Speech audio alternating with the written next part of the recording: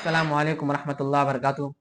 मेरा अजीज़ मोहतरम साथियों, हमने पिछले वीडियो में सवाल बता दिए थे। अगर उनमें से कोई सवाल समझ में ना आए तो नीचे कमेंट बॉक्स में ज़रूर बता दिया करें। तो ठीक है, आज हम 10 सवाल पढ़ेंगे और शुरू करते हैं। बिस्मिल्लाहिर्रहमानिर्रहीम। पहला सवाल, बंदगी का वो तरीका जिसे नमाज कहते हैं क्या है? बंदगी का वो तरीका जिसे नमाज कहते हैं उसे क्या कहते हैं? घर में या मस्जिद में अल्लाह ताला के सामने हाथ बांध कर खड़े होते हैं और कुरान मजीद पढ़ते हैं, अल्लाह ताला की तारीफ़ें बयान करते हैं और उसकी बुज़ुर्गी और ताज़ुम करते हैं, उसके सामने सर झुकाते हैं, ठीक है? और आज़ी करते हैं, अपनी ज़िल्लत ज़ाहिर करते हैं, ठीक है? ये मतलब है इसका। समझ में आ गई?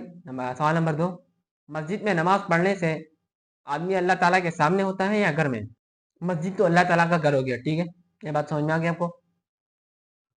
अल्लाह ताला हर जगह सामने मौजूद है। ये नहीं कि इधर है उधर नहीं है, नहीं, अल्लाह ताला बहुत बड़े, इतने बड़े कि हम सोच भी नहीं सकते। अगर आप ज़मीन के नीचे चले जाओ तब भी वहाँ पर अल्लाह ताला आपके दिलों के जो भी आप सोच रहे हैं, जो आपके दिल में गुमान है, सब अल्लाह ताला जानते हैं। आसमान के किसी भी हिस्से में चले जाओ या किसी भी कमरे में, किसी ऊपर जितनी भी इमारतें बना लो, इनके अंदर छुप जाओ, लेकिन अल्लाह ताला हर जगह मौजूद है। अल्लाह ताला हर जगह मौजूद है। अगर आप घर में पढ़ेंगे तब भी अल्लाह आपको देखेगा। अगर आप मस्जिद में होंगे यानी अल्लाह ताला का घर। ज़्यादा बेहतर है कि मस्जिद में पढ़ा करें, ठीक है? उससे जवाब ज़्यादा मिलेगा। सवाल नंबर 3, नमाज पढ़ने से पहले हाथ, मुंह और पाँव धोते हैं, उसे क्या कहते हैं? मतलब हाथ, मुंह, पाँव धोते हैं, उसे क्या कहते हैं? इसे वजू कहते हैं। क्यों? अगर वजू नहीं होगी ना नमाज होगी ना आप कुरान मजीद को छू सकोगे। वजू को होना शर्त है। जब तक आप वजू नहीं करोगे ना नमाज होगी ना कुरान करीम को छू सकोगे आप। सवाल नंबर 4, नमाज में किस तरह मुंह करके खड़ा होना चाहिए? मतलब मुंह किस तरह होना चाहिए? इस तरफ, नीचे, आगे, पीछे, सामने, किधर होना चाहिए? नमाज में पीछम की तरफ, जिस तरफ से शाम को सूरज जाकर छुप जाता है। मतलब जहां पर सूरज गुरूब होता हो, जिस तरफ किबला हो, वो जानते हो क्या कहते हैं? वो सिमत। सिमत तो क्या कहते हैं, मालूम करने वाला। उसको रखो, आपको पता चल जाएगा कहाँ पर क्या है। आजकल तो मोबाइल में भी आ गई है वो सिमत मालूम करने वाला, क्या कहते हैं, हाँ वो। सवाल नंबर 5, पिछम की तरफ मुंह करने का क्यों हुक्म दिया गया? जवाब, मक्का मुअज़्ज़मा में अल्लाह ताला का एक घर है जिसे काबा कहते हैं, उसकी तरफ नमाज में मुंह करना जरूरी है, इसलिए पीछम की तरफ मुंह करके नमाज पढ़ते हैं। पीछम का मतलब ये है कि मक्का मुअज़्ज़मा में एक क्या है, शहर है और उसके अंदर अल्लाह ताला का एक घर है मशहूर, जहाँ पर आदम अलैहिस्सलाम ने बुनियाद रखी थी और इब्राहीम अलैहिस्सलाम ने बनाई थी। उसको क्या कहते हैं? मक्का मुअज़्ज़मा। वहाँ पर अल्लाह ताला का घर है जिसको क्या कहते हैं? काबा। उसकी तरफ रुख करना क्या है? फर्ज है। कई और जगह पर आप रुख करोगे तो नमाज नहीं होगी जब तक किबला रुख तरफ, किबला क्यों बोलते हैं? किबले के मतलब जिस तरफ आपका रुख होना चाहिए, कि काबा की तरफ रुख होना चाहिए, ठीक है? अगर काबा की तरफ रुख ना होगी तो नमाज नहीं होगी। हजारों साल पढ़ लो, लाखों साल पढ़ लो, लेकिन नमाज कबूल नहीं होगी, ठीक है? सवाल नंबर 6, जिस तरफ मुंह करके नमाज पढ़ते हैं उसे क्या कहते हैं? मैं अभी बता दिया, उसे किबला कहते हैं, ये जवाब है इसका, ठीक है? उसे किबला कहते हैं। सवाल नंबर 7, दिन रात में नमाज कितनी मरतबा पढ़ी जाती है? मतलब पूरे दिन में कितनी नमाजें होती हैं? आपको पता होना चाहिए हर मुसलमान को, पूरे दिन में 5 नमाजें होनी चाहिए, ये इसका जवाब है। पूरे दिन में कितनी नमाजें? 5। सवाल नंबर 8, पांचों नमाजों का क्या नाम है?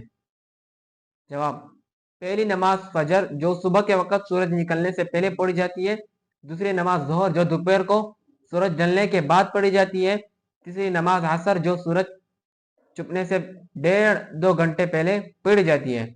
चौथी नमाज मगरिब जो शाम को सूरज छुपने के बाद पढ़ी जाती है। पांचवी नमाज ऐशा जो 1.5-2 घंटे रात आने पर पढ़ी जाती है, ठीक है? ये मैंने बता दिया आपको, अगर समझ में ना आए फिर भी बता देना।